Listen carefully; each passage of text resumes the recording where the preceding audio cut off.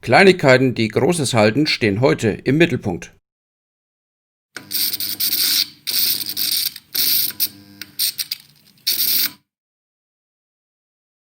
Die Container von PT Trains sind top. Vermutlich das Beste, was derzeit am Markt ist. Sie sind vor allem auch originalgetreu ausgeführt und das ist dann vielleicht auch ihr größtes Problem im Hinblick auf Container als Ladegut. Die Auswahl der Wagen, auf die sie können, ist relativ begrenzt auf ein paar wenige Acme-Wagen und solche von B-Models. Gut, letzterer hat einfach nur einen glatten Boden.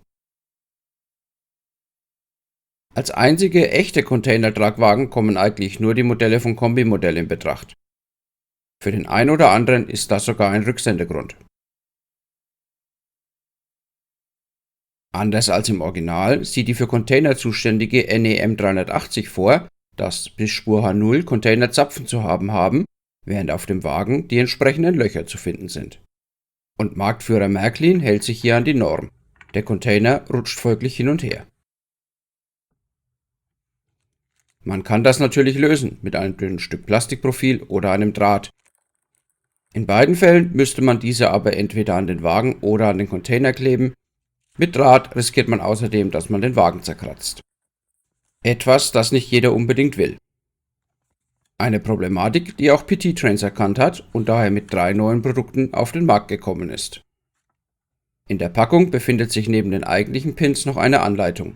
Die Werkzeugliste sieht vor: einen Seitenschneider zum Abtrennen der Pins, eine Pinzette und einen Handbohrer mit 1 mm Bohrer zum vorherigen Säubern der Löcher. Da die Pins wirklich sehr klein und mit einem Seitenschneider schwierig gegen Ausflüge in den Bastelraum zu sichern sind, habe ich mich für das Bastelmesser entschieden.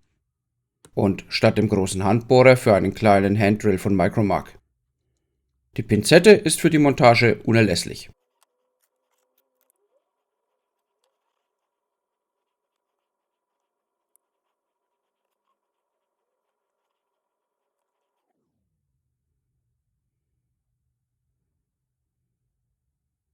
Die Pins passen wirklich exakt in die Löcher der Märklin-Wagen. Völlig ohne Kleber besteht trotzdem keinerlei Gefahr, dass sie herausfallen könnten.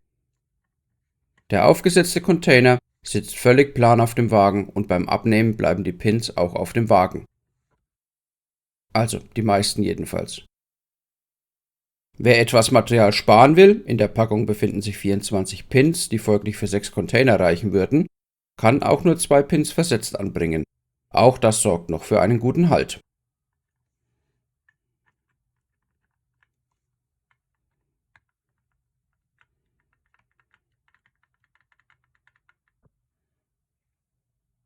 Mit diesen Pins kann man natürlich nicht nur die Container von PT Trains auf Märklin-Wagen befestigen.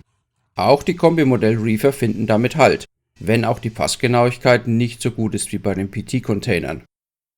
Hier müsste man die Corner Castings für ein optimales Ergebnis etwas aufbohren. Mabar oder Rocco hingegen sitzen perfekt. Auch RPA und AWM sollte kein Problem sein, hatte ich aber gerade nicht zur Hand. Und auch andere Wagen mit Löchern kann man damit ausstatten. Selbst die abseits jeder Norm operierenden Pico-Wagen können so zur Aufnahme von PT Trains Containern überredet werden. Hier kann aber ein Tropfen Kleber aufgrund der zu großen Öffnungen nicht schaden. Daneben gibt es noch 2 weitere Produkte. Zum einen Pins mit Base, die sich zum Beispiel für Wagen eignen, die, anders als die Märklin-Wagen, keine farblich hervorgehobenen Klappriegel haben. Mit denen lassen sich dann auch solch exotische Wagen wie dieser SGK MMSS von LS Models umrüsten. Zum anderen offene Klappriegel, mit denen sich offene Löcher verschließen lassen. Plug and Play klappt auch damit noch nicht. Ein bisschen Arbeit muss der Modellbahner investieren, wenn er die wirklich hervorragenden Container von PT Trains auf Wagen mit NEM 380 Aufnahmen fahren lassen will. Aber mit den Pins bietet PT eine Lösung an, die sich rückstandsfrei wieder entfernen lässt. 2 Minuspunkte sollen aber natürlich auch noch angesprochen werden. Die Farbe ist schon sehr weit weg vom Warngelb, das diese Teile an den Wagen haben und was natürlich vor allem bei den offenen Klappriegeln auffällt. Darüber hinaus ist das Material mitunter sehr spröde. Von den offenen Riegeln kann man hier direkt diverse Defekte an. Bekommt PT Trains das in den Griff, stellen die Pins aber eine sehr gute Alternative zu Draht, Plastikprofilen oder auch doppelseitigem Klebeband dar.